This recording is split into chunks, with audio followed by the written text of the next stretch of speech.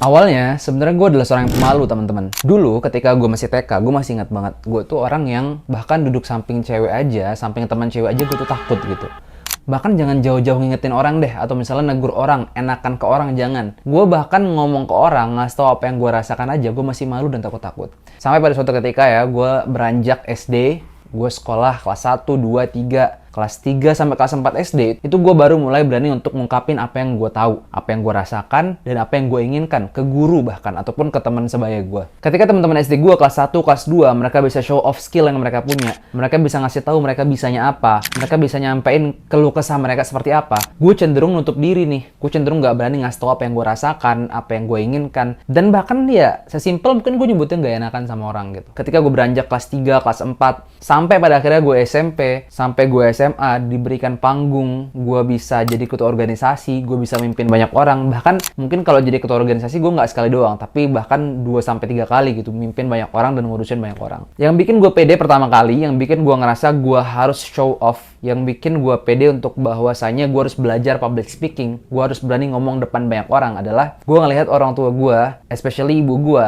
beliau tuh pernah menang lomba juara pidatonya bahasa Arab saat itu. Gue ngerasa kok ibu gue jago public speaking, ngomong ke orang bagus, bokap gue juga orang yang pemberani, masa anaknya kayak gini sih gitu. Gue mikir kayak gitu. Nah setelah dari situ akhirnya gue mulai untuk menyadarkan diri gue bahwasanya sebenarnya gue tuh bisa, gue berani untuk ngomong depan orang, gue berani untuk ngasih tau orang dan ngingetin orang seperti itu. Sampai pada akhirnya gue mulai bangun bisnis pertama gue di umur 18 tahun. Nah dalam bangun bisnis ini yang akan jadi poin penting yang akan kita bahas, teman-teman. Gimana sih caranya biar kita tuh enakan sama orang lain, biar kita tuh bisa negur orang lain sesuai dengan porsinya, biar kita bisa jadi seorang entrepreneur yang bijak, wise dalam mengingatkan tim kita atau mungkin sama founder atau sama partner. Tips yang pertama adalah pikirkan bahwasannya semuanya akan berlalu. So ada cara berpikir yang gue suka dari pepatah zaman dahulu, bahkan mungkin gue nggak tahu itu pepatah atau apa, namanya King Solomon. Beliau bilang, "This too shall pass." Semuanya itu akan berlalu. Kalau misalnya lo ngerasa malu sekarang, lo ngerasa takut nyakitin hati orang lain, lo ngerasa takut bikin dia nggak enak hati sama lo detik itu, pikirkan bahwasanya itu akan berlalu. Nanti pun ketika bisnis lo sukses, ketika bisnis lo mencapai kejayaannya, lo juga kok yang dapet untungnya. Jadi dalam bisnis, ketika lo ngerasa ketika lo menyampaikan sesuatu ke karyawan lo, ke bawahan lo, dan lo takut nyakitin hati dia karena perkataan lo,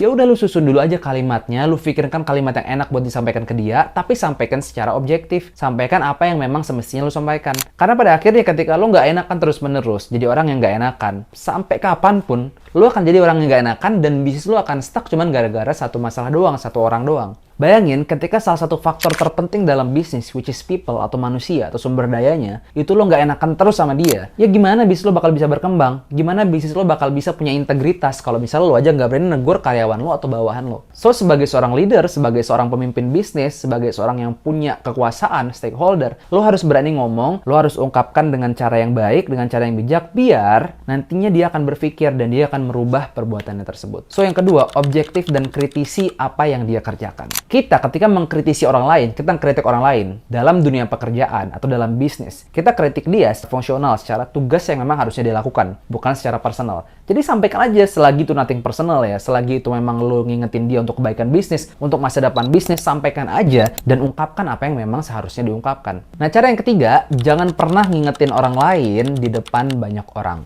Lo udah tahu orangnya nggak enakan dan lo nggak berani negur orang. Ya jangan sampai lo tegur mereka di depan banyak orang. Karena cara terburuk untuk ngingetin orang lain, karyawan lo, atau mungkin bawahan lo, atau mungkin partner bisnis lo sendiri sama founder, co-founder gitu. Jangan pernah lo ingetin depan banyak orang. Kalau misalnya ada yang mau lo sampaikan, sampaikan secara personal. Sampaikan point to point, secara tatap mata, empat mata, di tempat yang emang nggak banyak orang. So, orang yang lo ingetin nggak ngerasa malu dan nggak ngerasa terbebani dengan apa yang lo katakan sebelumnya. Nah, 3 hal yang gue sampaikan tadi, udah pernah sebenarnya gue jelaskan. Agar gimana caranya kita sebagai pebisnis itu nggak jadi seorang yang namanya people pleaser. Orang yang kerja cuma buat dipuja-puji orang lain. Orang yang kerja cuma buat dipuji karyawannya. Lo sengaja nih ngebiarin karyawan lo yang ini pulang. Dia izin sakit berkepanjangan padahal nggak sakit, padahal dia bohong. Terus lo sengaja biarin kinerja si A itu berantakan, amburadul. Demi dia bisa tetap manggil-manggil lo, oh iya bos, siap bos. Nggak berfungsi itu semua. Yang paling penting dalam bisnis adalah ketika lo bisa manage mereka semua, lo enakan sama mereka semua, bisnis lo bagus, bisnis lo berjalan dengan baik, dan mereka juga bisa nyaman. Yang penting kan kita tegas, kita nyampein apa yang seharusnya kita sampaikan. Yang salah adalah tadi, ketika kita jadi people pleaser. pleaser, kita mau dipuji orang lain doang. Kita ngelakuin sesuatu biar orang lain seneng, tapi kita nggak mikirin bisnis kita ke depannya, dan kita bahkan egois namanya. Semakin kita seperti itu, kita egois sama bisnis kita sendiri, dan kita nggak memikirkan masa depan bisnis yang kita punya. So, gue harap teman-teman yang nonton video ini bisa mengambil manfaat, dan kalau misalnya ada